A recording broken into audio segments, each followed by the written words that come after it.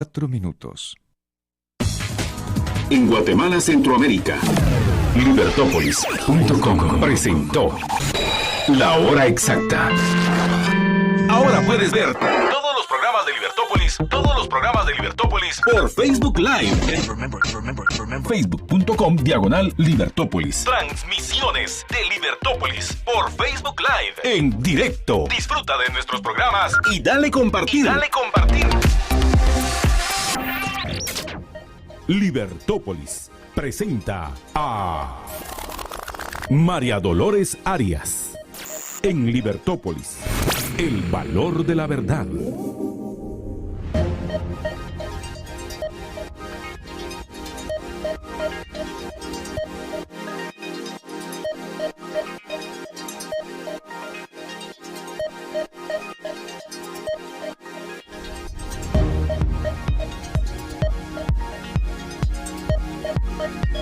Libertópolis.com.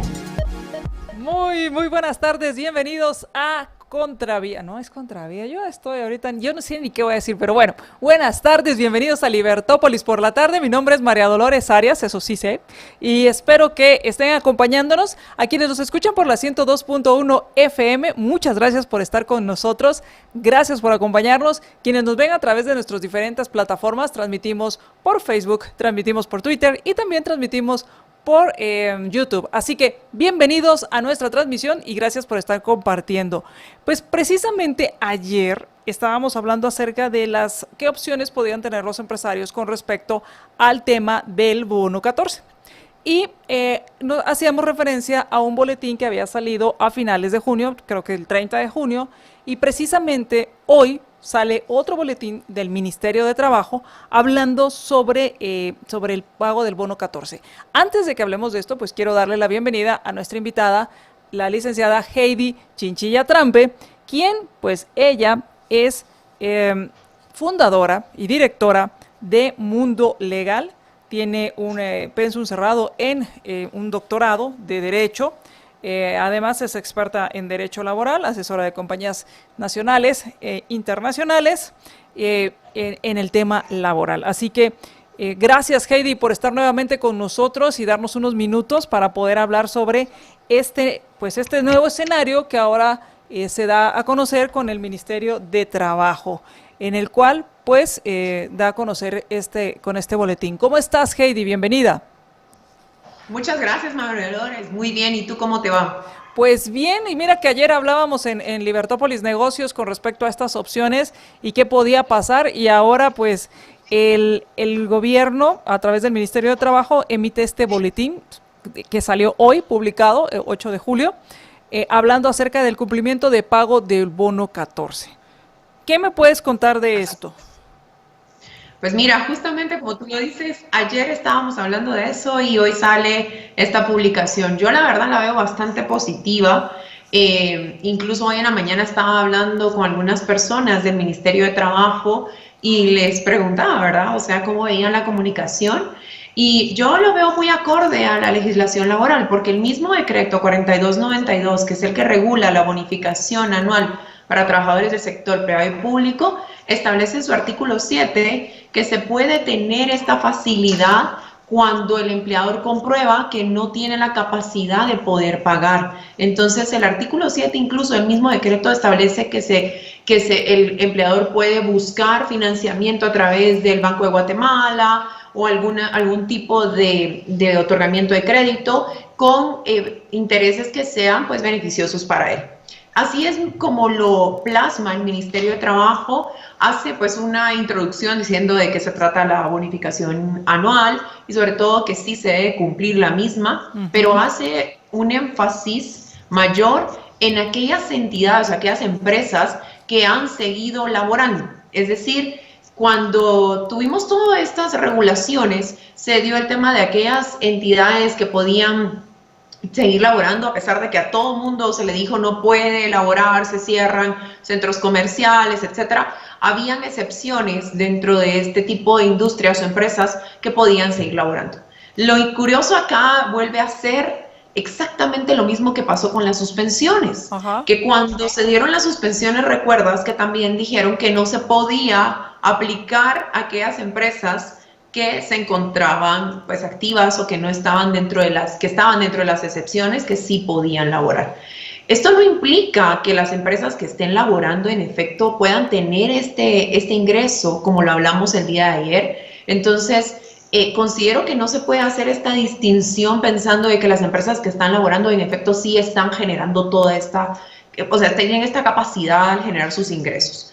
Pero sí hace esta distinción y sí lo enfatiza el comunicado. Y por otra parte, pues te da 3 numerales. Y a mí el tercer numeral pues me suena a gloria, ¿verdad? Porque es el primero, pues establece el Fondo a la Protección al Capital de Trabajo, creo que se llama, que ya es un tema que está establecido de cómo se debe otorgar, que tengo entendido que son para capitales de trabajo, para profesionales, empresarios, emprendedores, comerciantes individuales, sociedades anónimas, etcétera, que pueden optar a este capital de trabajo a través de pues, ya el reglamento que ha sido emitido por el CHN y que también está a disposición en cuestiones de banco, en otros bancos como el Banrural, incluso parece que se hicieron pues algunos acercamientos con Micope. Entonces las personas que necesiten este capital de trabajo podrán optar a este, pero este solo es un desarrollo adicional al artículo 7 que ya te menciono del decreto, donde se establecía que los empleadores que pudieran demostrar que no tenían esta capacidad para pagarlo, pues podían optar por estos créditos. Ahora, pues perdón, Heidi, en este punto hablábamos de este boletín que lo estamos poniendo en pantalla, el cual tenía 3, o sea, lo que dice es, nadie se sale, o sea, hay que pagar el bono 14. De esto, pues no hay pierde, o sea, hay que pagarlo. Ahora, el tema aquí es que da 3 orientaciones para que los patronos cumplan con su obligación, y el numeral 1 es el préstamo, donde habla que se puede optar a este fondo de protección, fondo de crédito para el capital de trabajo, Micope, Banrural y Banco Inmobiliario, para que los empleadores puedan acceder a este fondo de crédito para el capital de trabajo, de acuerdo al decreto 13-2020. Y que el reglamento fue emitido por el Crédito Hipotecario Nacional para el cumplimiento del pago de esta prestación. Aquí obviamente entran las consideraciones de flujos de caja, entran consideraciones ya financieras en cuanto a que pues el préstamo es eso, es préstamo, o sea, no es dinero gratis y hay que pagarle en algún momento, y es ahí donde entra el tema si se puede pagar bajo estas condiciones. Aquí, Heidi, la pregunta es, esto, a través de este reglamento, ¿hay mayor información de cómo aplicarlo o qué es lo que se sabe hasta el momento? Si hay alguien que quiere conocer esto, ¿tú sabes de si hay alguna información al respecto? Pensando en todas las complicaciones que a veces se dan para saber cómo se puede, los mecanismos para acceder a estos préstamos. Sí, existe información, incluso el Crédito Hipotecario Nacional sí ha desarrollado un reglamento el cual es público, puedes hacer una búsqueda en internet sobre este fondo de capitales de trabajo y aparece lo que el CHN como que todos los requisitos que te solicita si eres profesional, si eres una empresa individual, si eres una sociedad anónima, un comerciante, etcétera. Todos estos requisitos pues ya aparecen allí. Establece que tiene una facilidad de pues que puede haber un alargamiento de 12 meses donde tú no pagas capital sino solamente intereses. Las tasas de interés son mucho más bajas. Tienes que tener, pues obviamente dependiendo la actividad a la que te dediques y que compruebes a que te dediques, y dependiendo de qué tipo de persona seas, si eres un profesional, si eres un comerciante individual, una sociedad anónima, un emprendedor, etcétera, tienes que establecer, o sea, tienes que adjuntar los requisitos para poder optar a este bono, pero sobre todo en este caso yo creo que argumentando mucho más el hecho de que no tienes el flujo de caja o el flujo efectivo suficiente para pagar el bono 14. Y viene el segundo numeral, el que habla acerca de cuando no estás en posibilidad económica para realizar el pago de la bonificación y así lo comprueben. Y dice, deberán informar al Ministerio de Trabajo y Previsión Social sobre dicha situación a través de una declaración jurada como establece la legislación aplicable. La Inspección General de Trabajo actuará conforme a la ley en caso de duda razonable o inexactitud de la información adecuada. Esta declaración jurada, ¿existe ya este formulario o uno la genera y la entrega vía electrónica o hay que ir al Ministerio de Trabajo? ¿Cómo está esto? Porque cada vez que se habla de estas situaciones pensando en el Fondo de Protección al Empleo, pues me da ciertas dudas. Sí, por supuesto. En este segundo numeral es bien importante resaltar que no se trata de cualquier presupuesto legal, sino que está hablando de que tú no puedas pagarlo por completo, que no puedas pagar el bono 14, que compruebes que no tienes esa posibilidad de pago.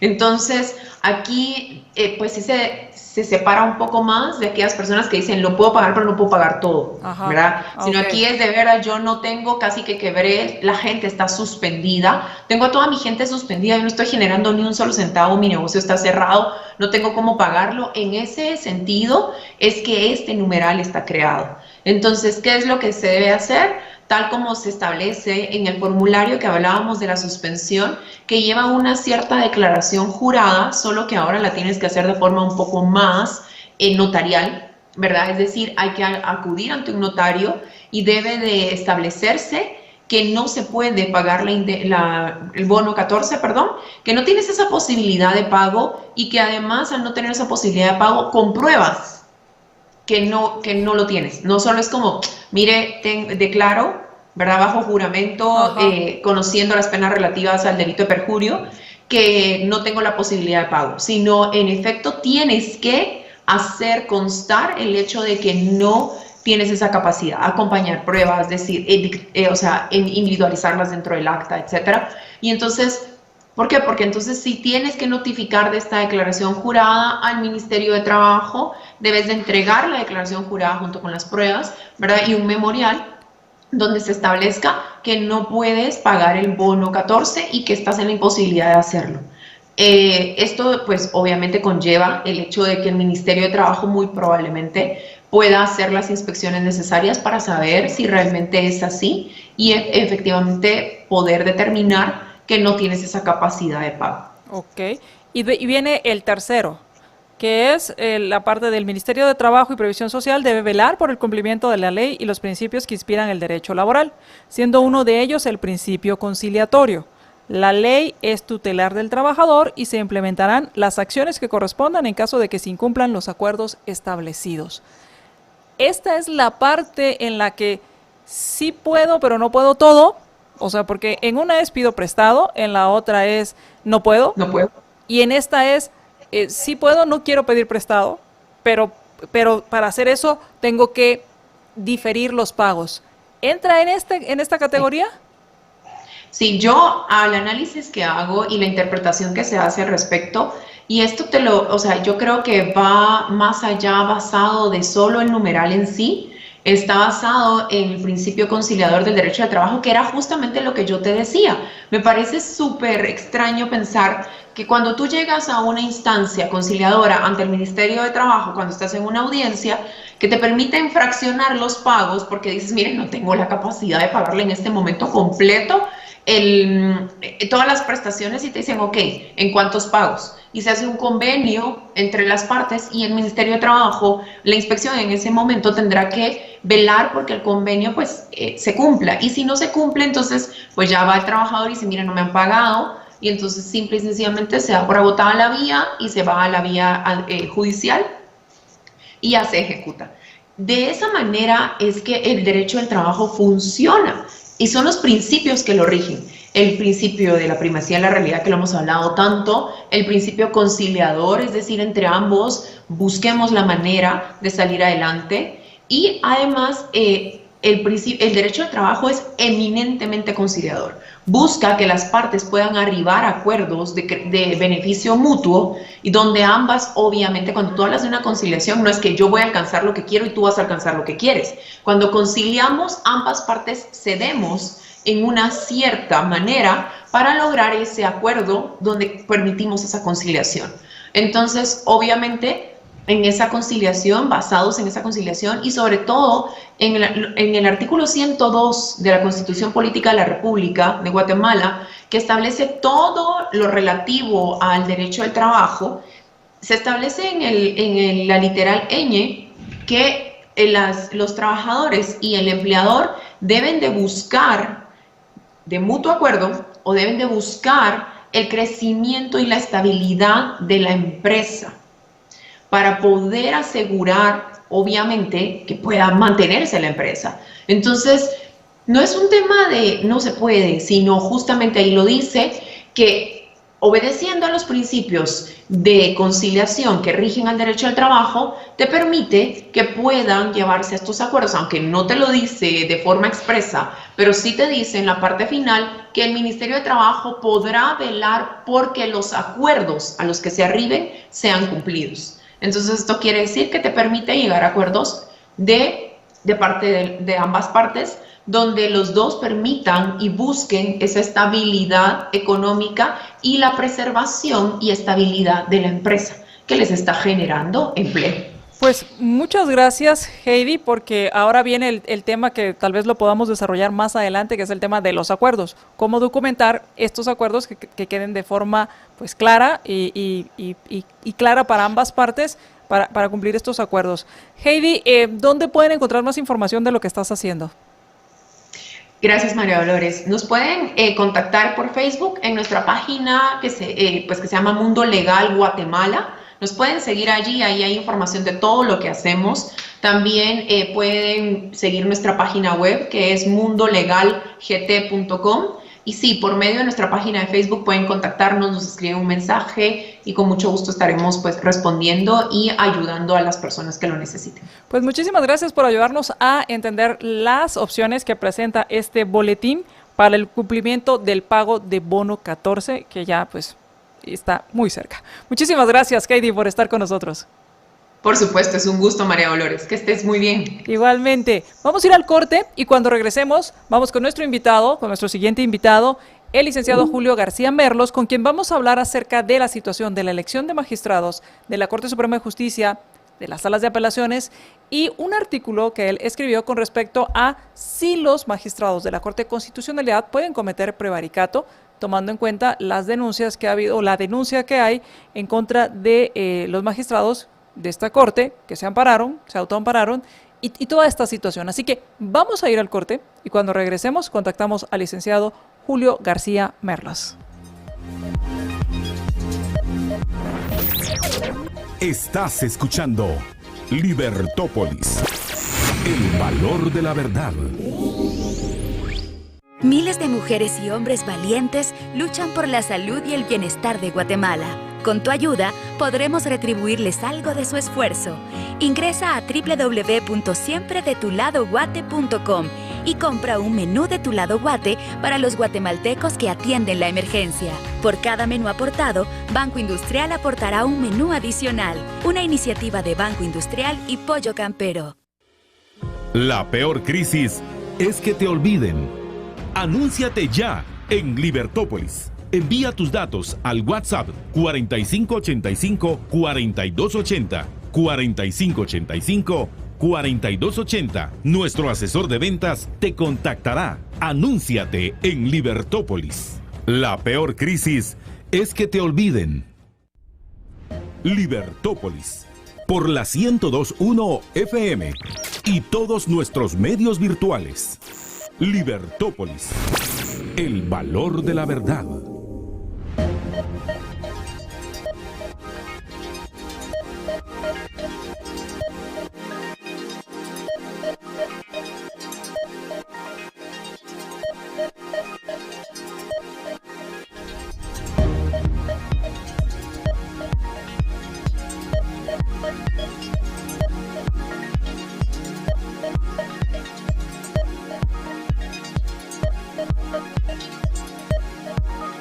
Libertópolis.com.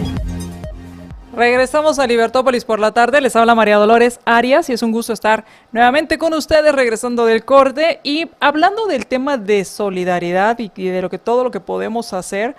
Pues en lo privado pues se pueden hacer muchas cosas. Uno de estos ejemplos es Kshatriya, quien con ella hemos tenido algunas comunicaciones y nos ha contado con respecto a Kshatriya nos ha contado con respecto a las mascarillas. ¿Recuerdan las caretas que se estaban buscando? Pues bueno, que se estaban recolectando dinero para conseguir y entregarle al personal médico en el Hospital Roosevelt y en el Hospital San Juan de Dios. Pues bueno, ya se hizo la entrega, yo les voy a estar mandando también información, supongo que Estuardo también lo está haciendo, porque a través de Estuardo fue que conocí este esta historia que me hace, pues, tener esperanzas en que en lo individual, en lo privado, podemos lograr muchas cosas. Y otra forma en la que tú también puedes ayudar es a través de esta iniciativa en la cual Banco Industrial, que también es una empresa solidaria, pues está apoyando a familias guatemaltecas que más necesitan nuestro apoyo. Y esto es a través de la campaña El Amor en Caja. Y por cada 250 quetzales que se recauden, pues esto contribuye a crear o tener una caja de alimentos y productos de higiene.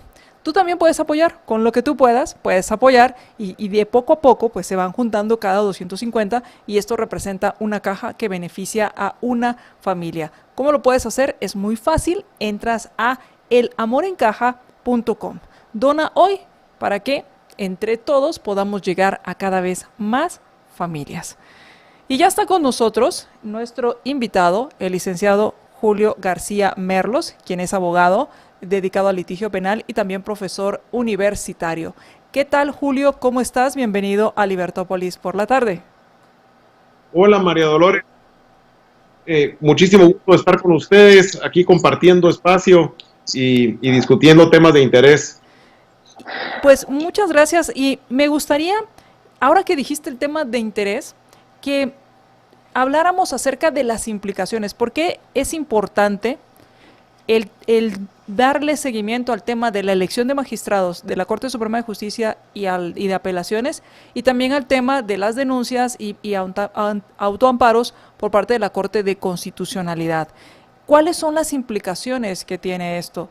Yo la primera que encontraba, pero yo sé que hay más, era el tema de que en esta situación de pandemia y en esta situación de estados de emergencia, pues puede que se haya dado, no soy experta en derecho y por eso digo puede, que se haya dado abusos de poder, que haya habido malversación de fondos, y todas estas sospechas o investigaciones y denuncias que se puedan presentar van a llegar a los juzgados y las van a conocer jueces y en algún momento llegarán a salas de apelaciones, y ahí viene la importancia de ponerle atención a esto, pero sé que tiene más implicaciones. ¿No es así, Julio?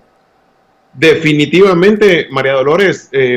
Antes de empezar la entrevista, acababa de colgar con una amiga, colega en el sector de electricidad, es abogada corporativa, y me llamaba para comentarme un caso de una estafa millonaria de que una persona cometió en contra de su cliente. Esta es una historia común en Guatemala. Incumplimiento de contratos, estafas, ¿verdad? Que el sistema judicial en Guatemala es completamente indolente y disfuncional.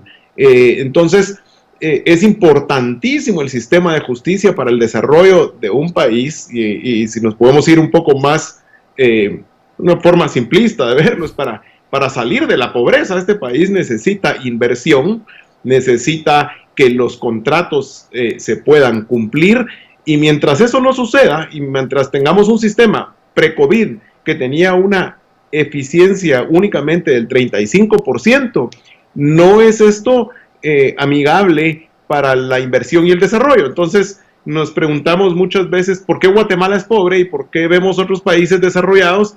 Pues una respuesta es esta: definitivamente la influencia que tiene un sistema de justicia débil que no garantiza los derechos ni los acuerdos, no es un ambiente que pueda generar que se dé ese intercambio de bienes y servicios. Y como tú decías, obviamente hay implicaciones más acentuadas en distintas áreas. Por ejemplo, como tú lo mencionabas, en el área penal, sí, el tema de todo va a estar saturado y colapsado, y necesitamos que se elijan cortes que vayan con una visión de poder dar una solución a este colapso del sistema. Entonces, si bien es cierto que solo se eligen cortes de apelaciones y Corte Suprema de Justicia son las máximas autoridades, Corte Suprema de Justicia tiene en sus funciones también el organismo judicial, o sea, tiene funciones administrativas tanto como judiciales. Entonces, ahorita es importantísimo. Por el tema de COVID, el sistema está colapsado. Si antes estaba al 35%, podemos estimar que ahorita estará al 5%, ¿verdad? Entonces, necesitamos que llegue una Corte Suprema que vaya a ver de proponer soluciones nuevas de teletrabajo, de notificaciones electrónicas, una nueva política criminal. No podemos seguir igual, si no, el sistema sigue siendo colapsado, ineficiente y disfuncional. Así que sí es importantísimo para los ciudadanos que nos involucremos y que entendamos la importancia de la elección de cortes en el país.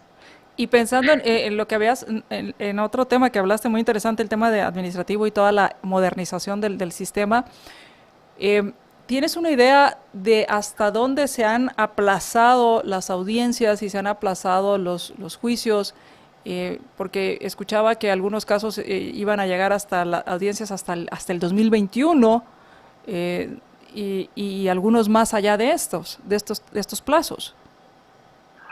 Yo creería que el colapso ya es inminente y vamos a llegar a audiencias en 5 años, probablemente de retraso. Es que mira, por ejemplo, en materia penal, te voy a decir, desde antes ya teníamos un sistema embotellado, ¿verdad? En el que, para empezar, nuestra estrategia como país es una pésima estrategia. Eso, cuando lo platico con abogados americanos, por ejemplo, no lo comprenden nuestra estrategia, que es querer llevar el 100% de casos a juicio. Juicio es la última etapa del proceso penal, donde, como los que miras tú en la televisión, en donde, digamos, en Estados Unidos hay un jurado y ahí se decide si es culpable o inocente.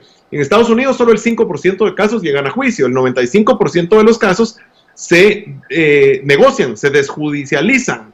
Pero acá había gente que piensa, no, la justicia no se negocia. Eso es absurdo. La justicia se negocia porque no se puede llevar todos los casos a juicio. En Estados Unidos un caso cuesta de llevarlo a juicio más o menos $700,000-800,000. Y si es de pena de muerte, $1.5 millones o 1.2. Y en Guatemala, como no hay estadísticas, no hay datos, conversando con jueces así a ojo de buen cubero, estimamos que pueden ser esos números en quetzales, ¿verdad? O sea, al Estado le cuesta, a todas las partes, pues el costo de un proceso, llevarlo a juicio, estamos hablando de más de 1 millón de quetzales. Entonces, imagínate, no es eficiente, tenemos esa mala estrategia.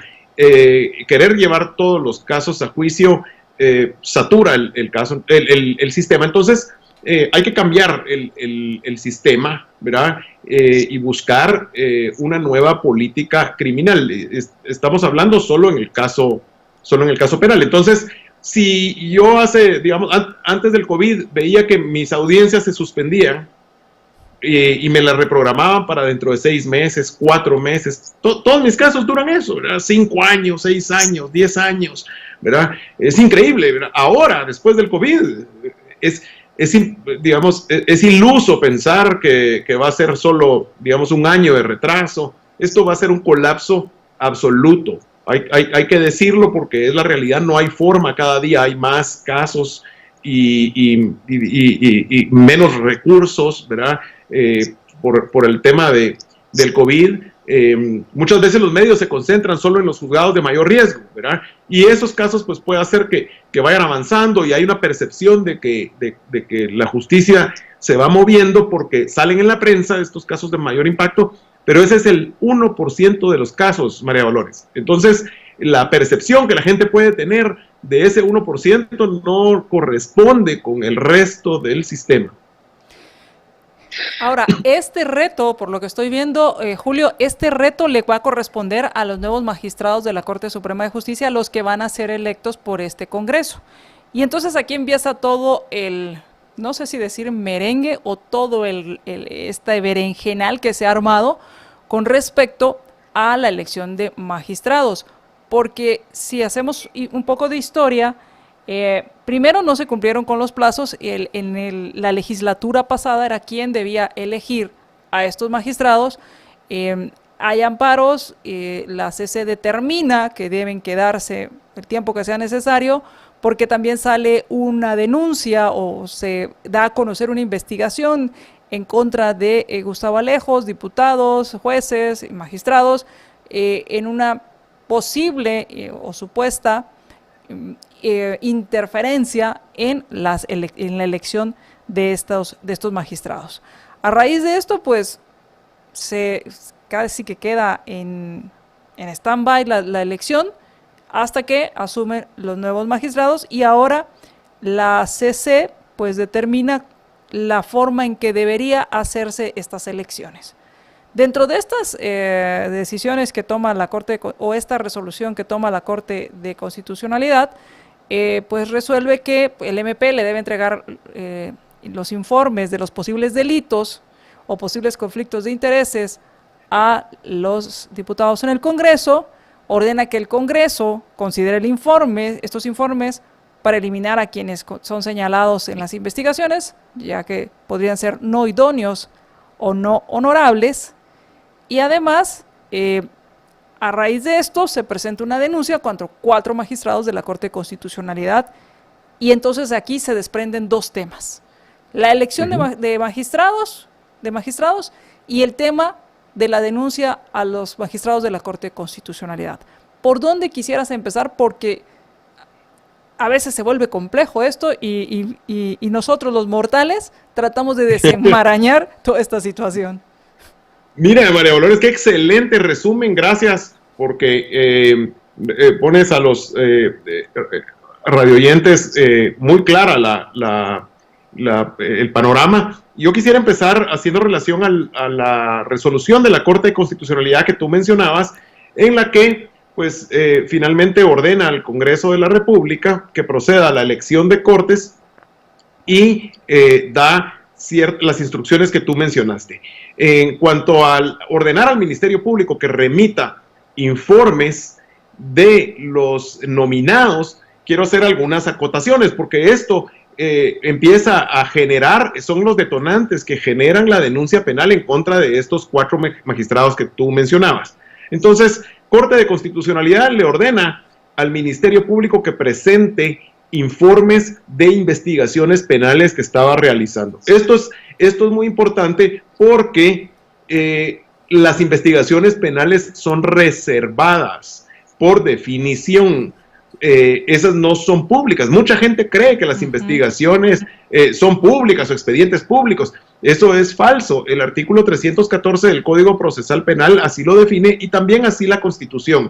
O sea, pueden tener acceso al expediente los sujetos procesales, pero no cualquier persona puede llegar al Ministerio Público y preguntar: miren, están investigando si hay un secuestrador que anda por ahí, y si no tenga pena, ahorita le vamos a dar la información del expediente. Es absurdo, solo por su naturaleza. Uno sabe que las investigaciones penales son reservadas y es así definido por la ley. Entonces, cuando la Corte de Constitucionalidad le ordena al Ministerio Público que entregue esta información de las investigaciones, el Ministerio Público ahí se da cuenta y ya no le gusta y presenta un recurso y pide la anulación de esta sentencia, porque no era eso lo que había pedido. El Ministerio Público estaba pidiendo que se anulara todo el proceso de elección de cortes, porque ellos consideraban que había sido amañada esa investigación. Ahora, también debo acotar algo importante con el tema del informe del Ministerio Público. Yo tuve la oportunidad de leerlo, son 112 páginas aproximadamente, y lo que llama muchísimo la atención es que no hay mayor investigación del Ministerio Público. De lo que ellos presentan ahí, pues lo que se logra confirmar es que efectivamente hay personas que llegan a visitar al señor Alejos en donde estaba guardando prisión, y se menciona que tuvo comunicación con ciertas personas. Pero el resultado de la investigación que se presenta es simplemente esa bitácora de las personas que fueron a visitarlo. No se conoce lo que hablaron. Obviamente hay indicios razonables de que llegó una gran cantidad de gente involucrada en el proceso de elección. Son indicios fuertes, pero todavía en una calidad de indicios, ¿verdad? Se habla de que hubo comunicaciones telefónicas, pero no se presenta el contenido de las comunicaciones telefónicas, porque aparentemente lo que el Ministerio Público tuvo acceso fue solo al mensaje previo que sale en la pantalla del celular cuando está bloqueado con una clave, y solo sale, por ejemplo, que si tú me mandas un mensaje a mí, aparece un mensaje de, digamos, de WhatsApp que dice María Dolores, ¿verdad? Pero no se logra tener acceso al contenido. Eso es lo que hay, y también llama mucho la atención que el informe se fundamenta en otro informe previo que se llama Impunidad y Redes Ilícitas de Fundación Mirna Mac, y llama la atención que ese informe también, pues, es un informe emitido por una entidad, una ONG, una entidad privada, que pues ellos no tienen ninguna rigurosidad ni capacidad de investigación como para que eso sea una verdad, digamos, procesal. Ellos a su vez también se basan en muchos indicios, muchos sí razonables, otros en reportes de prensa, como Nómada, que digamos lo citan como fuente de la información, y esa es la gran investigación del Ministerio Público. Entonces, yo lo que he criticado es que digamos, el estándar de prueba que una entidad del Estado como el Ministerio Público va a presentar en corte, y que la corte lo va a tener como prueba, es mucho más alto que esto que se ha presentado como temas indiciarios, ¿verdad? Entonces, la corte tiene por acreditado esta información presentada por el Ministerio Público con lo que yo considero una ilegalidad, que ellos lo acreditan como prueba como un hecho notorio. Esto es importante explicarlo, porque un hecho notorio es un hecho que no admite discusión. Okay. Y eso existe acá y en varias distintas jurisdicciones. Distintos países lo regulan igual. Por ejemplo, tú y yo estamos litigando y nos vamos a poner de acuerdo que no vamos a discutir que existe la pandemia del COVID en el año 2020. O sea, ese es un hecho notorio. No necesito yo presentar prueba. O la ley de gravedad, por ejemplo, ¿verdad?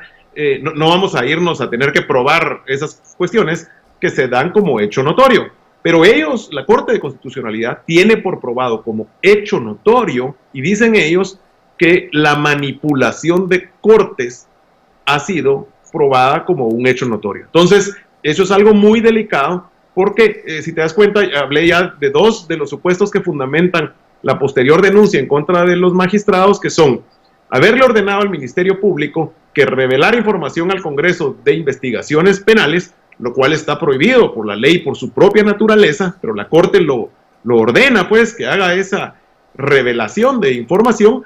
Y por otro lado, pues tienen por acreditado hechos sin ningún estándar de prueba, sin ningún documento, sino como lo dice, esto es así porque así es, ya es de dominio público, pues ya sabemos, digamos, el señor Gustavo Alejos es operador político y manipuló las elecciones, de este proceso está amañado, y eso ya es de dominio, démoslo por sentado, pues esa es la verdad. Eso es muy peligroso cuando lo hace una Corte de Constitucionalidad, y es lo que se le recrimina, porque es la Corte, digamos, con la solvencia para tener estándares de garantía de derechos individuales más altos. Entonces, eso es lo delicado. Muchos dicen, no, es que no los condenó penalmente. Si bien es cierto, no hay una condena, porque no condena a las personas penalmente de un ilícito, sí se viola el principio de inocencia. La Corte Interamericana de Derechos Humanos ha dicho que los estados deben respetar la presunción de inocencia como regla de trato. Eso quiere decir que te deben tratar siempre como inocente. Y eso es en todos los aspectos que uno tenga relación con el Estado. Entonces, estas molestias en contra de la sentencia de la Corte de Constitucionalidad producen que se presente una denuncia penal en contra de estos 4 magistrados, ¿verdad? Ahora bien, Julio, vamos a ir a un corte, y conforme vas hablando voy entendiendo tu punto, pero muchas personas que nos están viendo y nos están oyendo dirían, pero entonces, ¿qué? ¿No hay interferencia, o no hay entonces una corrupción, o no hay una injerencia de poderes de cualquier tipo en estas elecciones de magistrados? Lo que estamos diciendo, lo que estás diciendo entonces es que no existe, o sea, que todo está muy bien, o hay algo, o no es esto lo que tú estás diciendo, para que hablemos de este tema cuando regresemos del corte, porque entonces dirían, bueno, entonces Gustavo Alejos es una persona intachable, cuando regresemos del corte.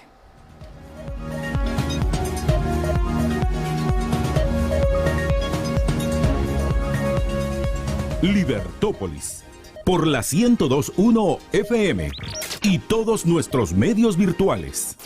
Libertópolis, el valor de la verdad. Aburridos y preocupados de que los niños y adultos de su casa se enfermen constantemente de gripe, catarros y otras enfermedades por no tener sus defensas altas para resistir a los virus. Blend líquida de Equinacia, vitamina C, zinc y aloe vera de Ela sube sus defensas para tener una mejor calidad de vida. Llame al teléfono 4563-9327. 4563-9327. Blend líquida de Equinacia, vitamina C, zinc y aloe vera de Ela también lo encuentra en GNC. La peor crisis es que te olviden. Anúnciate ya en Libertópolis. Envía tus datos al WhatsApp 4585-4280, 4585-4280. Nuestro asesor de ventas te contactará. Anúnciate en Libertópolis. La peor crisis es que te olviden. Estás escuchando Libertópolis, el valor de la verdad.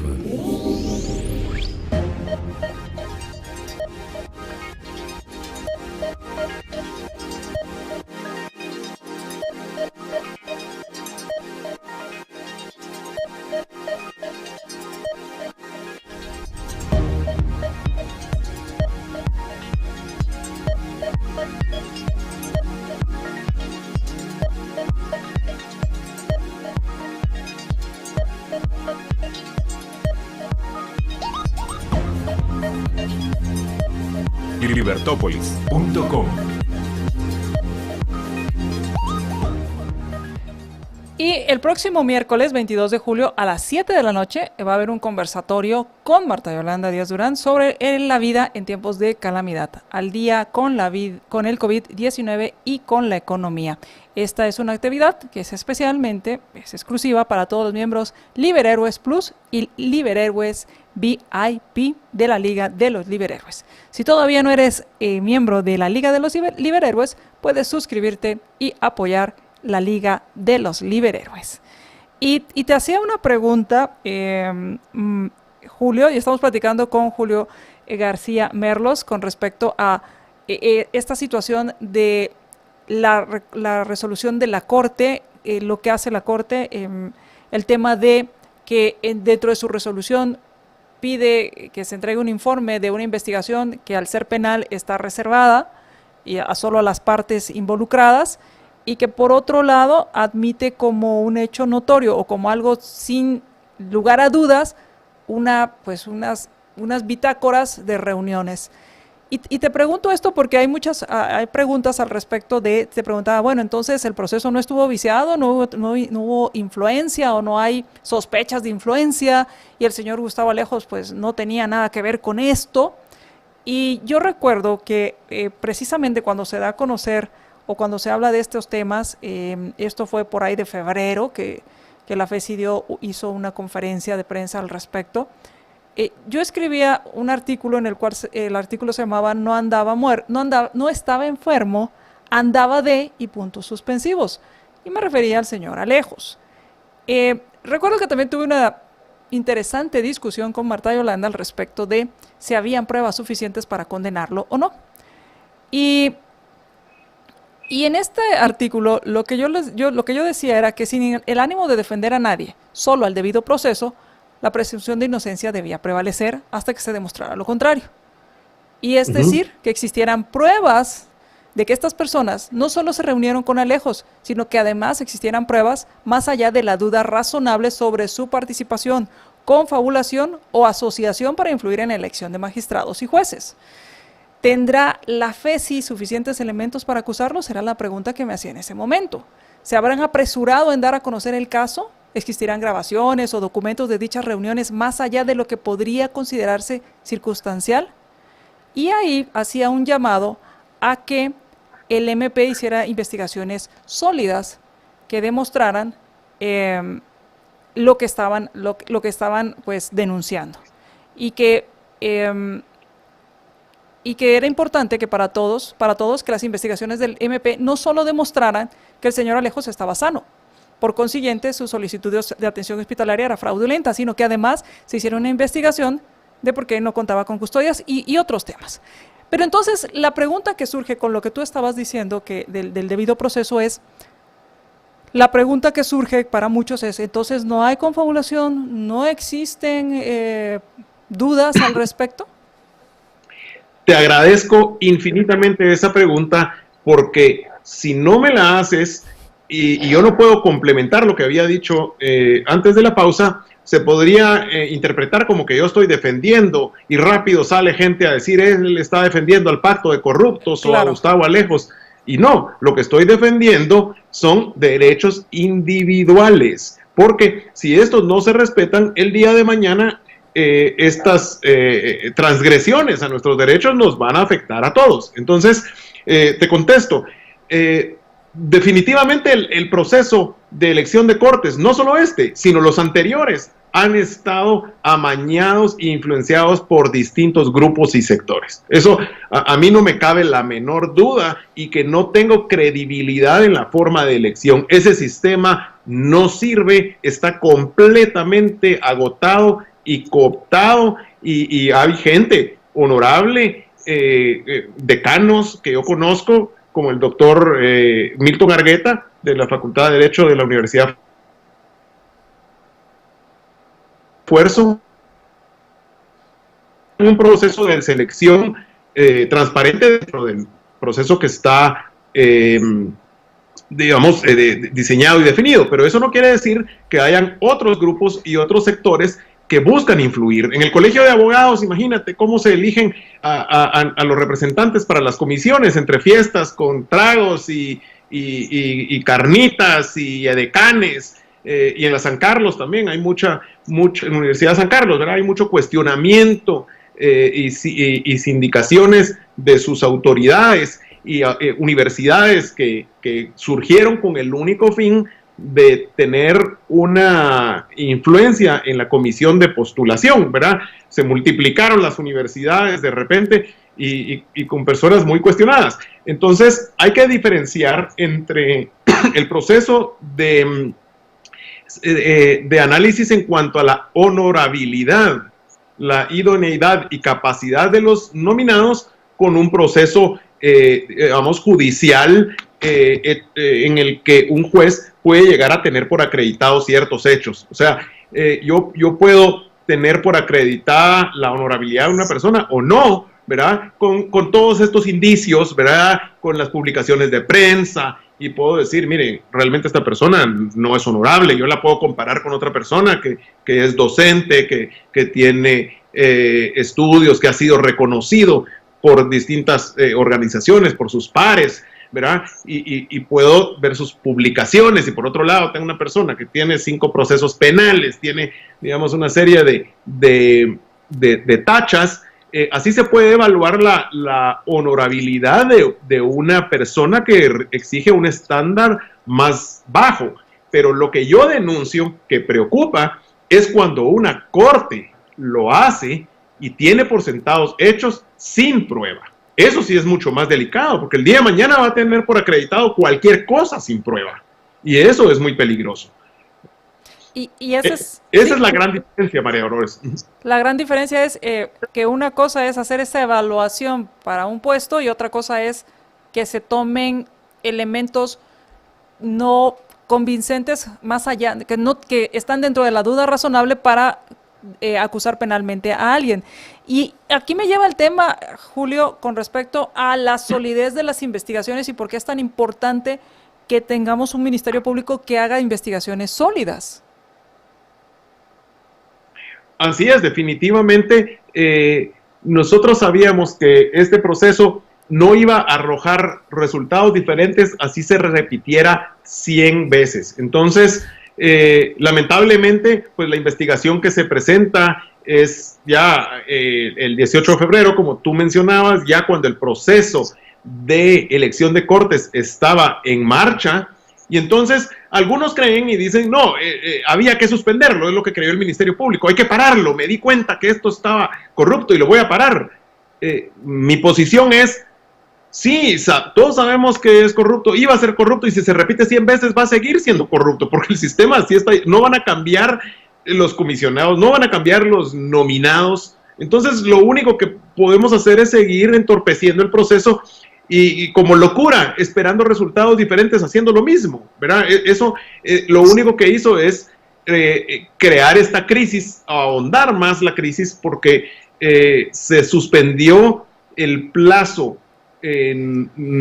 constitucional de nombramiento de los magistrados de Corte Suprema y de apelaciones con la esperanza, ¿verdad? Bueno, eso es lo que dicen algunos de buena fe, la esperanza de que se eligieran mejores personas, aunque también habían algunos que querían entorpecer el proceso para promover una reforma constitucional a la carrera, rápido, ¿verdad? Querían bloquear ese proceso de elección de cortes y decir, no, como el sistema no funciona, vamos a suspenderlo hasta que se cambie la Constitución. ¿Te recuerdas que de octubre para acá eso también se planteó como una opción, lo cual es descabellado, ¿verdad? Una reforma constitucional así a la carrera es sumamente peligroso, no es la forma de hacerlo. Si queremos cambiar la ley, pues hay que cambiarla y lo que recrimino, digamos, del actuar de la Corte de Constitucionalidad es que al involucrarse a prorrogar extemporáneamente los nombramientos de las Cortes, lo que hace es romper esos plazos constitucionales y ahora tenemos esta crisis, ¿verdad? Ahora tenemos que sabíamos que iba a ser así, o sea, sabemos que el señor Alejos tiene alguna influencia, pero de los comisionados que salen que lo fueron a visitar a él, hay comisionados, hay diputados y hay nominados. De los comisionados son 2 personas, de 37, ¿verdad? Yo me atrevo a decir que de esos 37, seguro hay otros grupos, hay otros intereses, y si supiéramos todo lo que pasa, nos escandalizaríamos, pero no sabemos todo lo que pasa. Esto lo sabemos, sabemos que es corrupto, sabemos que está amañado, el proceso me refiero, pero también estoy seguro que existen muchas cosas que se dan, igualmente se va a dar en el proceso de elección en el Congreso, porque es un mal sistema. Cambiar, imagínate tú, evaluar 300 expedientes al mismo tiempo, eso es imposible. No se puede tener una fiscalización debida, ¿verdad? Tú te das cuenta que en Estados Unidos se nombra a un juez, los jueces magistrados son de Corte Suprema son nombrados de forma vitalicia, y cuando se cambia a uno, todos los reflectores del país están en esa única persona, ¿verdad? Evaluándolo, se le pregunta, se le entrevista sobre sus artículos que ha publicado, si ha sido juez, sobre las sentencias, sobre su consistencia, sobre su pasado, sobre si ha mentido o no ha mentido, y preguntas personales de todo tipo para ver la entereza ética de esa persona. Ahora, hacerlo aquí a la carrera, en 3 minutos que cada uno tiene que justificar el voto que va a ejercer de los magistrados, evaluando 300 expedientes para elegir 13 de Corte Suprema y 150 aproximadamente, 120 más o menos de Corte de Apelaciones. Sabemos que es un despropósito querer hacer una elección de ese tipo así. Y quedamos pendientes, Julio, te estaremos contactando más adelante para hablar acerca del tema de las resoluciones, son opiniones, lo que emite la Corte de Constitucionalidad, y si es una opinión, y es aquí donde siempre he dicho, me hace cortocircuito el cerebro, si es opinión, entonces ¿por qué hay que seguirlas? Al final, sí, me encantaría hablar de ese tema que ha generado mucha controversia entre el foro de abogados. Perfecto, entonces te estaremos contactando más adelante. Muchísimas gracias por haber estado con nosotros. Julio, ¿algo con lo que te gustaría concluir y dónde pueden leer lo que estás haciendo? Muchas gracias, María Dolores. Me gustaría concluir con que todos los ciudadanos nos tenemos que involucrar y tratar de entender estos mecanismos y estos procesos, porque hasta que nosotros tengamos una opinión informada y empecemos a participar, y por eso es que yo empecé a hacerlo, el país va a cambiar. Yo escribo, tengo un blog con mi nombre, Julio García merlos.com, y ahí publico mis opiniones y algunas entrevistas. Ahí pueden seguir un poco mi opinión, y de nuevo invito a los oyentes que también participen, que hagan las preguntas, y es bueno debatir, es bueno preguntar e informarse. Claro, aclararse las ideas y buscar el valor de la verdad. Muchísimas gracias, Julio, por haber estado con nosotros y por habernos acompañado esta tarde.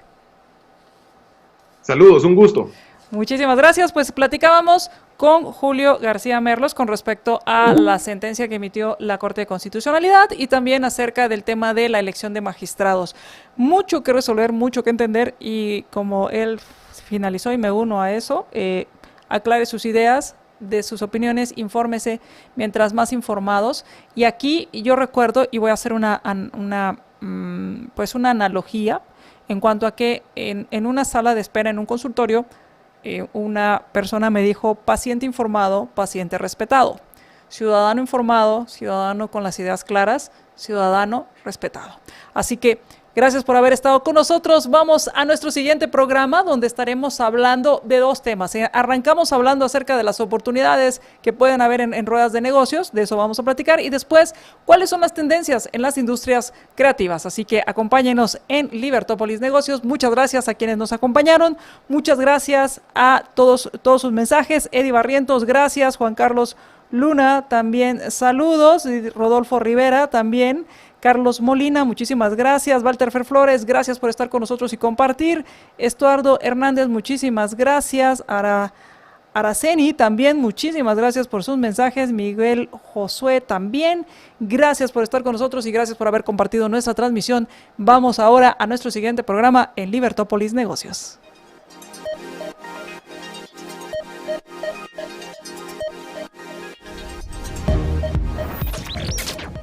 Libertópolis,